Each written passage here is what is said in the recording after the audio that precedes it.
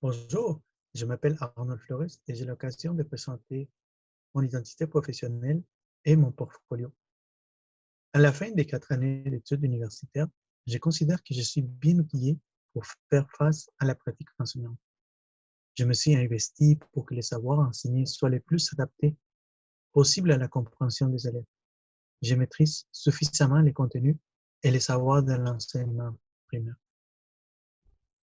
De plus, je considère que la partie sur mon développement personnel prend une place très importante de mon identité. Par exemple, je peux renforcer trois aspects. Ma patience, que je sais que cette aptitude face aux différentes situations fera de moi un enseignant qui inspire un respect et admiration. La rigueur que j'ai développée après chaque année et que j'espère faire adopter des comportements favorables à l'organisation des élèves. Et mon équilibre. Je sens fortement que j'utilise de plus en plus des moyens pour mon bien-être. Tout cela me permet d'avoir la confiance de me lancer dans une carrière qui me paraît prometteuse. Je considère également que mon identité professionnelle se centre surtout sur deux facettes. Le grand intérêt personnel d'intégrer et de transmettre la culture tenant en compte la diversité existante de nos jours, et l'autre, l'intérêt de faire usage et de maîtriser des outils pédagogiques technologiques. Pour la première facette, les bagages culturels que je possède et que j'ai enrichis avec ma formation universitaire et avec la consultation des documents me permet de présenter devant les élèves avec des activités stimulantes, pourtant simples et adaptées à leurs besoins. J'ai le goût de partager avec eux ces savoirs que j'espère leur seront utiles dans leur cheminement personnel. Plus précisément, j'ai élaboré des situations d'apprentissage qui ont apporté des éléments propres à stimuler la participation des élèves, surtout en présentant des aspects de la culture, des aspects historiques, artistiques, littéraires, linguistiques, scientifiques, entre autres. Je vais vous montrer dans mon blog, dans la section culture, des activités intéressantes et pertinentes aussi pour les élèves. La première activité, c'est une visite au musée où on nous parle du monde du cirque. Les élèves sont invités à pratiquer d'autres matières comme l'art plastique en créant des masques, des marionnettes, à la prélecture et la préécriture, aussi à pratiquer un peu l'art dramatique. Une autre activité, c'est Allo Montréal, qui nous montre l'évolution du téléphone et les contextes socio-économiques et historiques de Montréal. En troisième, c'est l'activité sous les pirates. Et c'est toujours une activité très, très stimulante pour les élèves. Ils vont pouvoir travailler la lecture des histoires, la littérature jeunesse, en fait, l'art plastique en même temps, les mathématiques, en parlant de la division du trésor. La cabane à panache aussi, qui est une activité culturelle québécoise, nous montre aussi aux élèves un petit peu notre réalité, aussi l'héritage très riche des, des Québécois. Aussi, ça s'est fait en plus sur la rue, très proche de notre quartier, à très bas prix.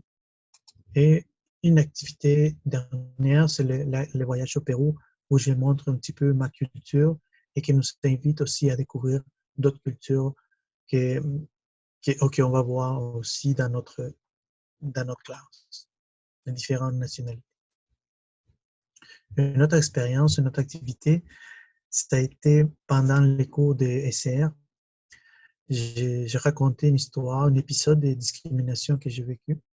J'ai noté un intérêt chez les élèves et j'ai senti que plusieurs d'entre eux ont été touchés et sensibilisés parce qu'ils ont posé beaucoup de questions et, et en même temps parce que leurs commentaires étaient formulés avec empathie. J'ai également noté après cette discussion que plusieurs élèves ont fait des efforts pour éviter ou pour dénoncer ce type de comportement. Pour la deuxième facette, pardon, Je considère que mes apprentissages et mes progrès dans l'utilisation des technologies d'information m'ont donné un grand sens d'ouverture face à ces outils et m'ont permis par la suite de mieux les apprécier et de développer des habiletés. En outre, je considère que son utilisation est très motivante pour la nouvelle génération. Cependant, il faut bien mesurer le temps et fixer le but de leur application. Par exemple, ici dans la compétence 8, je présente 3 documents, un sur l'expérience que j'ai vécue en créant mon site web, une expérience que j'ai racontée aussi à mes élèves, puis on suscitait beaucoup d'intérêt à le faire pour eux aussi. Des attitudes gagnantes pour intégrer l'éthique en classe. Et finalement, l'éthique pour résoudre la crise de l'éducation. C'est un document qui nous parle aussi de la situation qu'on vit précédemment par rapport aux limites qu'on a avec la technologie et aussi tous les avantages qu'il nous donne, surtout comme l'exemple qu'on vit dans cette situation. Finalement, il y a un billet conférence qui nous parle sur l'importance de connaître d'autres ressources technologiques afin de créer plusieurs d'autres activités. Finalement, pour répondre à la question « Pourquoi vous devrez m'embaucher ?» Je vais aller à cette page pour répondre à la question. Parce que je possède des talents qui aident fortement à l'intégration des élèves. Ces talents sont: j'ai un grand intérêt en ouverture et à la connaissance des autres cultures. Je parle 4 langues, ce qui me permet de faire les premières communications avec les élèves issus de l'immigration.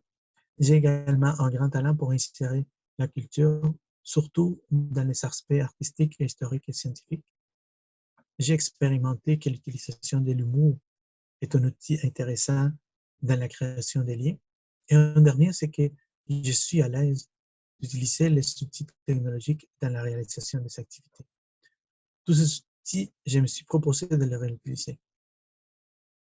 Aussi, j'ai la forte détermination d'explorer l'apprentissage coopératif.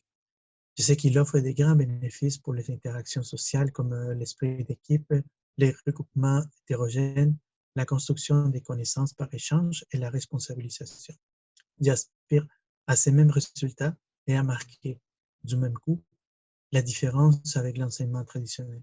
Ainsi, les élèves se sentiront les acteurs de leur propre réussite. Merci.